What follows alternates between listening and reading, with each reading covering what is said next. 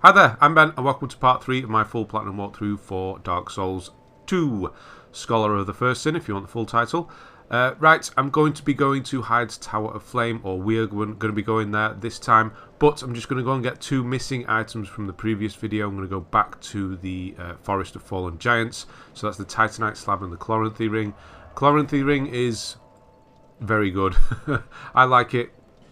It increases your stamina regeneration, so it definitely is helpful. If you want to know what we're going, if this is the first video you're seeing of this, check out the first video. It will be in the top corner. At the beginning of that I explain exactly what we're going to be doing in this walkthrough. You can see I'm kind of just going for it with these guys. I don't mind getting damage. We have 4 Estus Flasks. I'm just going downstairs here to get the 2 items, so yeah, that's why I'm taking a bit more damage, just trying to get through this bit. Obviously, you want to be a bit more careful yourself. Yeah, these will be back, these ballistas, so watch out for that. There's the explosion. And then the guys will come out of the door as well, so don't just go running in because you will die. Yeah, you can see a bit sloppy getting hit, but I'm not that bothered. We're not going to be doing a long stint in this area, so I just want to get through it, although I do nearly die there. Quick heal. So yeah, the Titanite Slab is the top upgrade material for weapons and armour and shields and everything like that. Yeah, we only need 1 for a trophy. We only need to fully upgrade 1 weapon. That's all we need weapon-wise for this game. Titanite Slabs are actually quite common. I'm not sure exactly how many are in the game because I only need the 1, so I've never really looked. But we'll be getting more than 5, maybe more towards 10. Especially if you get lucky with drops with crystal lizards and things like that. So yeah, we just need the 1. I forgot the door is actually open now here, down here, so watch out, those guys are going to come out the door. The one we knocked on earlier on. So I've put the lock, the phosphorus stone, the Pharros stone into the lock. And when you do that, it's going to light up this wall. Go over to this wall and hit it. And then you're going to have 2 chests in here. And this one's going to be the Titanite Slab, which we can't use yet. We actually need Titanite chunks. They seem to be a bit more rarer than Titanite slabs, to be honest. And then in this one we've got the Chloranthy ring, which I'm going to change straight away and equip that. There's also a shield we'll get later on, which helps with stamina regeneration. That will be my main shield as well. So it's the one here, the green one, looks like flowers. I would definitely advise you having this on. And then I'm going to switch the Ring of Blades. So I'm going to take that, the blue ring off there that gives us the extra health. I forget the actual name of it, I should have looked, but never mind. Put the Ring of Blades on. The Ring of Blades increases your damage output, so it's helpful. And this is kind of the setup I'm going to sort of stay with. You get +1 rings and +2 rings, so stronger versions of rings we already have we'll be getting later on. And just in special niche cases we'll switch the rings around. If we need more fire protection we'll put that on.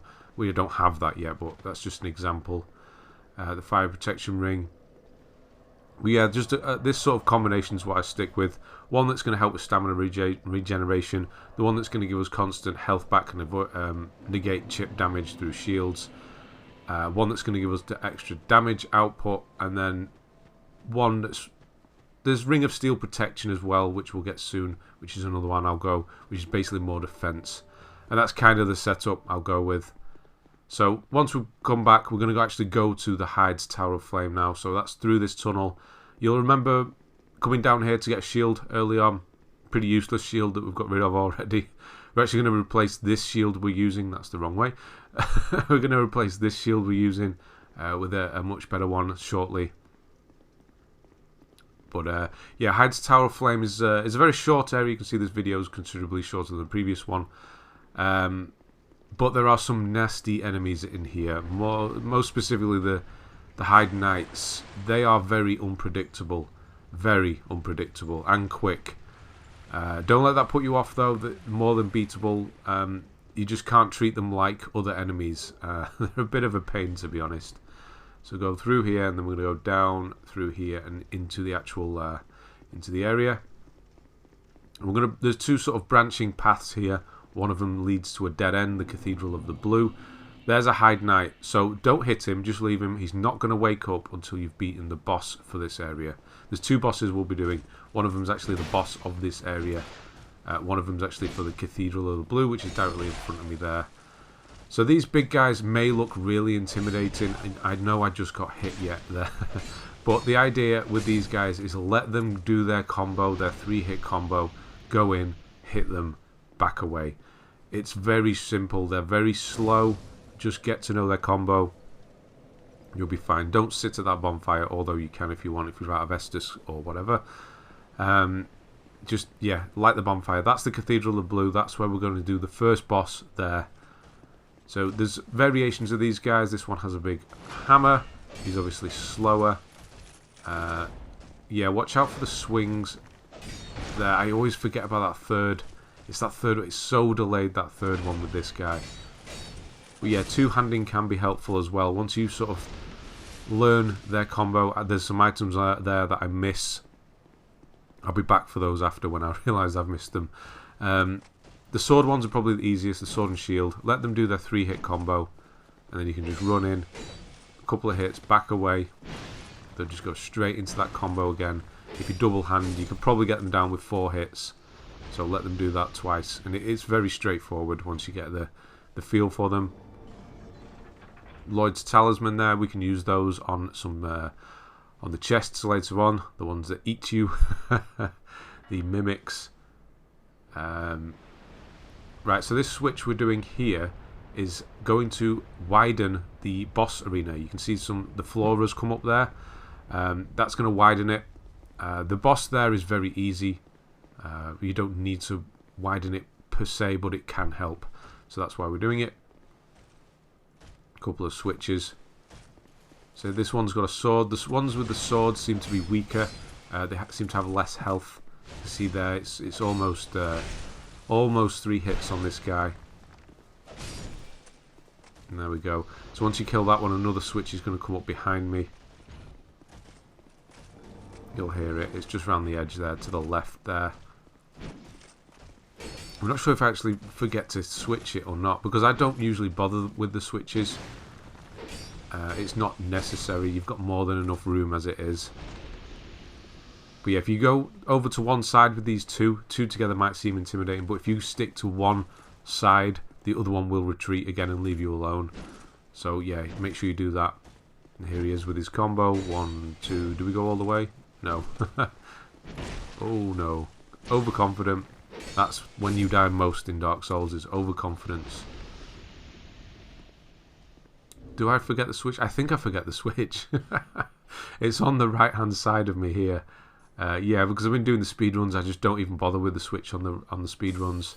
So I'm switching to the life gems here as well. They can help just for slow healing in between areas, in between enemies, should I say.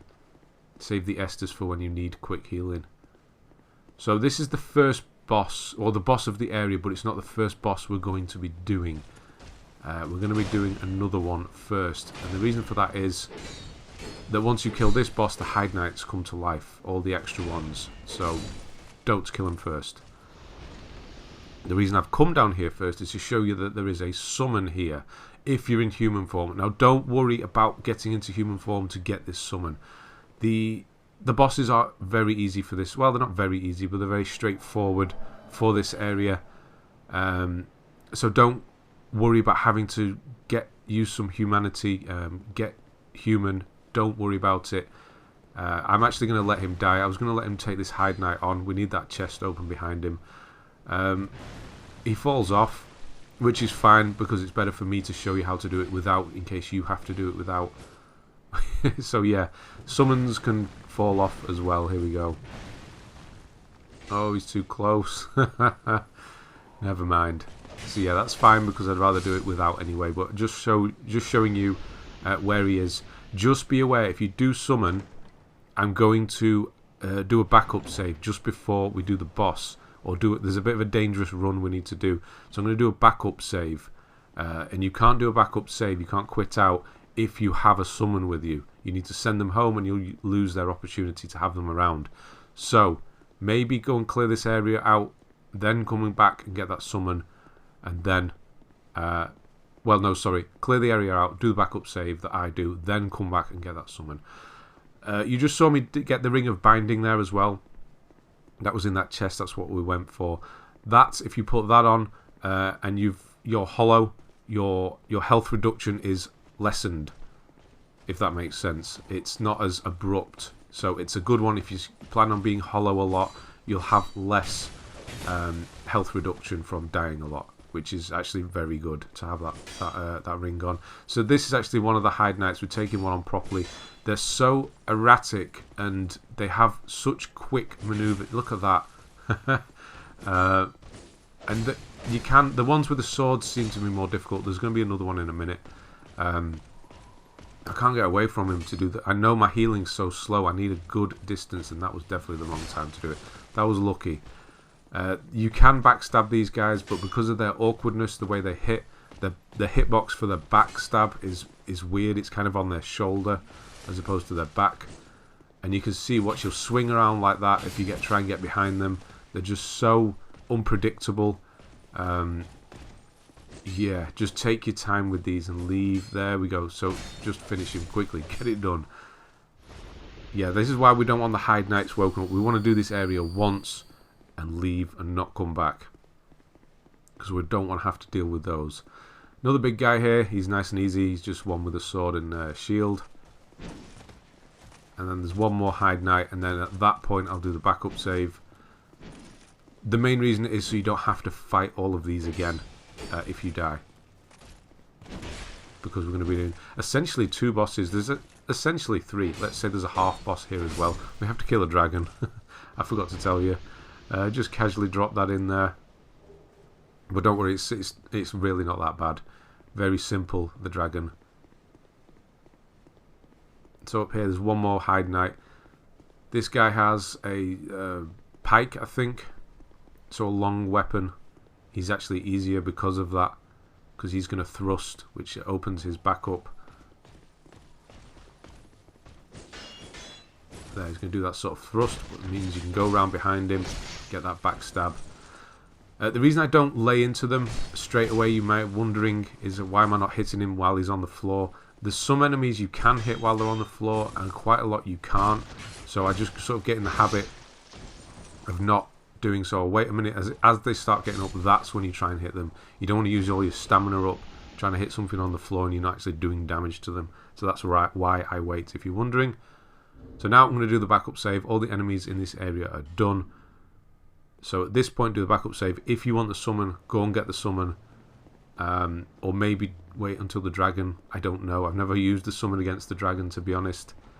I don't want him falling off. But yeah, you want to just run. Run, run, run, run, run. Don't stop until you get behind or underneath the dragon. Stay to the right-hand side across the bridge, so you don't get hit by the fire as well. And yeah, double hand.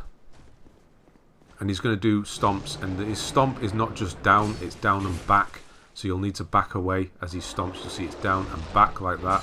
So just be aware that you need to be further back than you might think. And this as well, if they goes into the air, it's going to breathe fire. Try and stay near its tail, so look for the tail.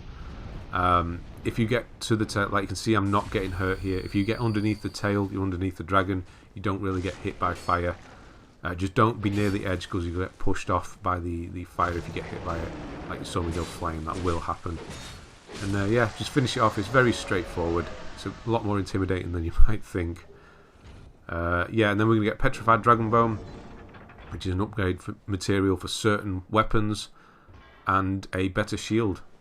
So I'm going to actually switch to that shield. Now, here we go. The dragon, what was it called? The Watchdragon Parma. It's better in most cases than the one we have. So switch over to that. Every time you do switch around armour, weaponry and things like that, always just roll. I know I'm not going to be overweight, but just make sure you roll to check you're not slow rolling, fat rolling, because you don't want that. And yeah, we're actually in the Cathedral of the Blue here. This is a very short area. It's like a boss fight, and that's pretty much it. So this is the old Dragonslayer. You may recognise him, kind of. It's not him, but it looks like him. It's Ornstein from the first one, if you've played that. Very similar moveset as well. he's going to do lots of thrusting and lots of poking and thrusting like that. I might as well go with it now. So just circle around him, circle around his left hand side where his non-weapon hand, and he should miss you most of the time and allow, just don't get greedy, 1 or 2 hits, so probably 2 there, and if he does that, back away as well. That's an AoE damage there. Don't get cocky with the AoE damage. It has a really long time cooldown sort of thing, so it looks like you can run in, but you actually can't. Don't bother. If he does the AoE, just stay away until you know it's clear again, because you'll probably get hit. And yeah, just take it slow. Shield up all the time. Circle round. Look for those openings. Like that. I think, yeah, look at this. That first hit, I don't know. It actually happens again, so keep a look on the health bar. You're going to see my hits are actually not doing any damage. It's not. There's no yellow going down off his health bar. I think it does happen again. So that one's yellow there, so there's quite a lot going down.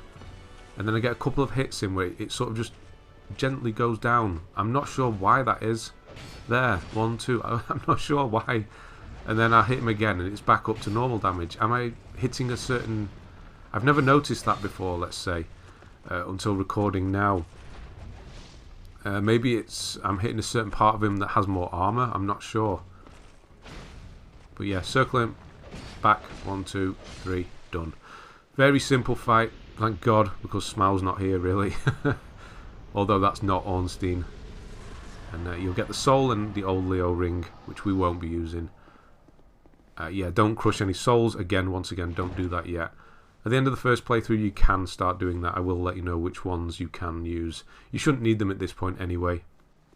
This guy here is going to just kind of brush you off and not speak to you. We need to pick up an item to actually get him to speak to us. So the only reason we're coming here, well, it's not the only reason, is the reason we're coming here is to open this area up. There is a bonfire we can go and sit at in a minute. So we can walk back here later on and speak to this guy. We do need him for some stuff later on to do with miracles and stuff. So we will be back for him. But it's a covenant as well. So run down here, light the bonfire, but don't sit at it because you don't want the enemies to come back. So just light it and run away. So it's active now. If you die, you'll go back to that bonfire and you can walk to it afterwards. So that's all we need. Yeah, so you don't want the enemies to come back.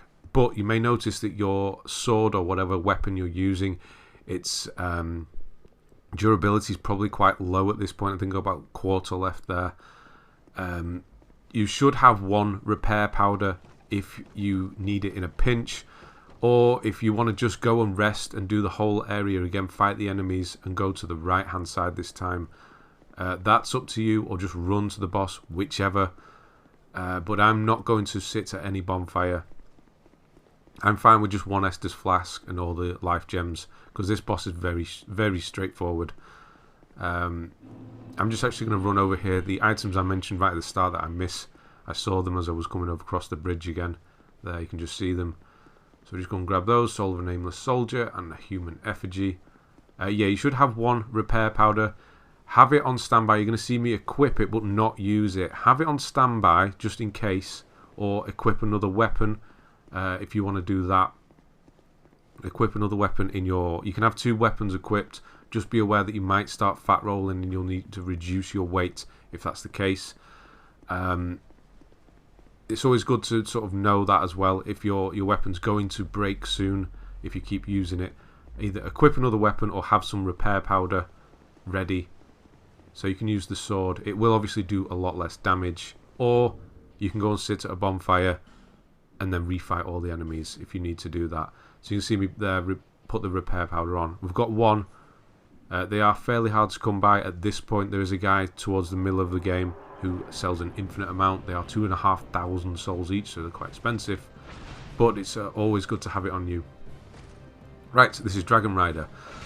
Very, very easy boss. In fact, we will be fighting this guy a lot. So there's a few ways you can actually get him to drop off, but I wouldn't advise trying to do any of that. What you want to do is get used to fighting him, because you will be fighting 2 of these guys at once at one point.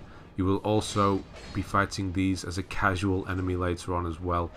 So yeah, it's a simple case of just circling the shield arm and getting behind them. I almost do it without damage here, but I ran out of stamina and he manages to break. So that was a close one, almost. He's got no health left there. So yeah, you see how quick that is. Circle his shield arm. When he does a move himself, leave himself open. Couple of hits. Don't leave yourself open, and you should be down in no time. And yeah, up here we go. Light the bonfire, and then speak to this lady over here. Is it Licia? I think it is. She is kind of our miracle lady. She has lots of miracles for sale, and we need to send her back to Majula. So you want to exhaust her dialogue. You can see there are lots of miracles. Don't worry, if you're not a miracle build, don't worry about buying any yet. We'll do all that later.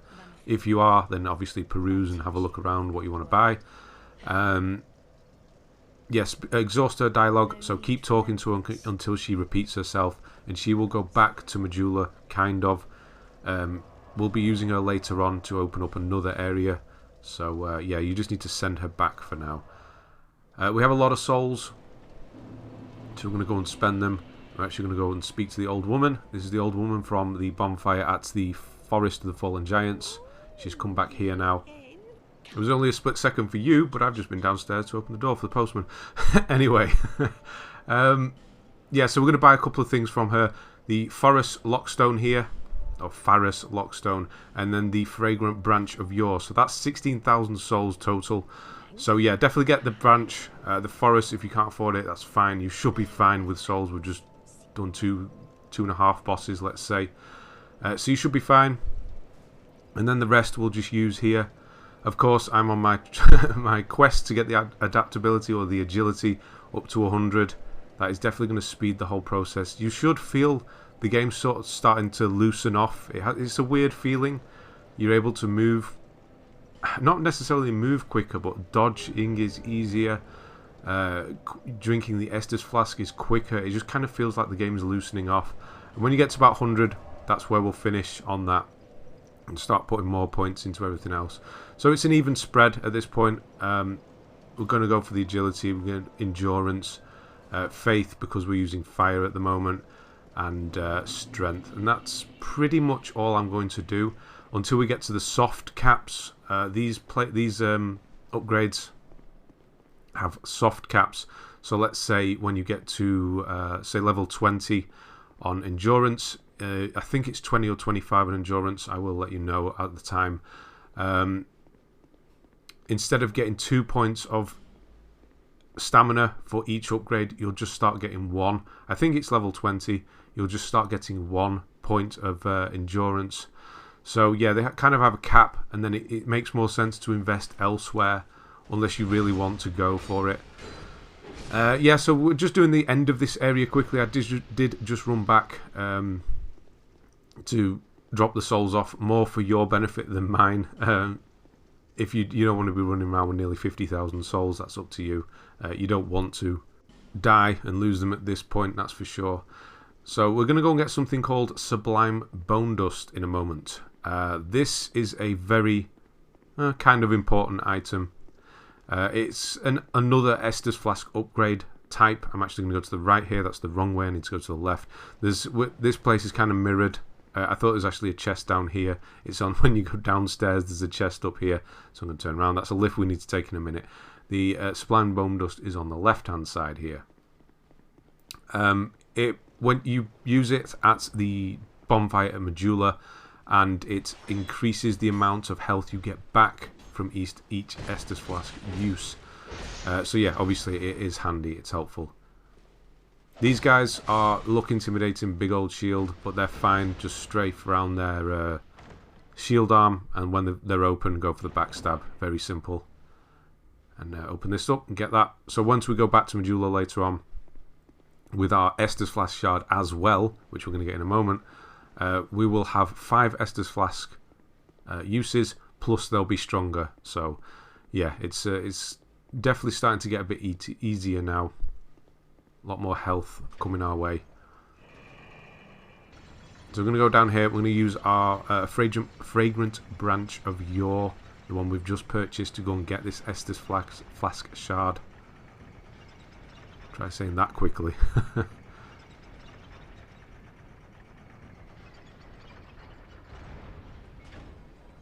Come on, there we go. Right. So there are some enemies asleep in the water here. Nope, nothing in there. So this is basically mirrored of where we just were. There he is. You can't... I'm trying to lock on.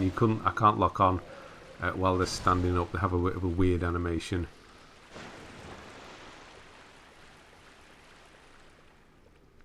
So this big thing with the eyes here, if you've not seen one of those before, that should look quite funny to you.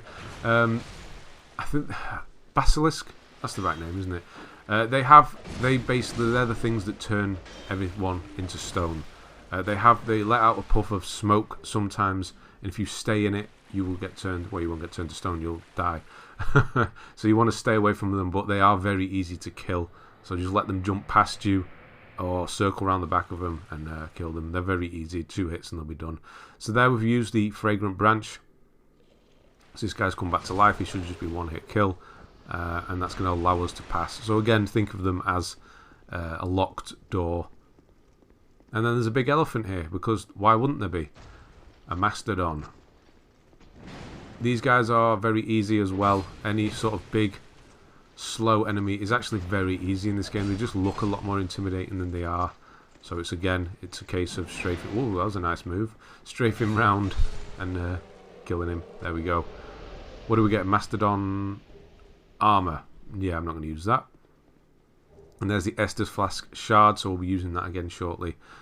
Nope, wrong way. So I went the wrong way. This time it is actually left. This is why I got confused. It's right this time, should I say.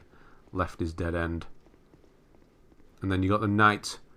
Helm, Armour, Gauntlets and Leggings here, if you want them. So this is the Helm I would usually switch to at this point, rather than having the Falconer one. I have stuck with it, it's fine. I'm kind of used to it now. The Knight Helm is actually worse than the Falconer one, so I'm going to leave it off. We'll stick with the Feather for now. And now we're just going to go and finish this area. So there's no more items, you can see that's gone off the top. We are basically done. We're just going to run through to the next area, sit at the bonfire, and then go back to Majula. And obviously the next area, which is No Man's Wharf, is going to be the next video. It's very dark, No Man's Wharf. It's basically a pirate. It's weird. It just all of a sudden there's pirates, and there's a pirate ship as well. It's a very strange area to be put into a Dark Souls game.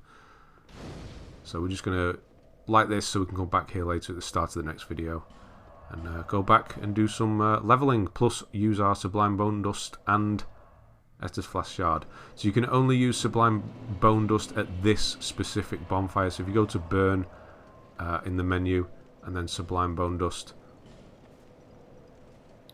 and there you go. So that's how you would burn bonfire aesthetics as well that I mentioned in the previous video to make areas harder. But obviously don't do that or refresh bosses. We don't want to do that. And yeah, speak to the Emerald here and get some more Estus Flasks. Very helpful to have 5. And use whatever remaining souls to level up if you want to, if you can. Of course, I'm going to put it in adaptability and get that agility up. Yeah, we do. Right, next area, No Man's Wharf, next video. Thanks very much for watching, and I'll see you on the next one.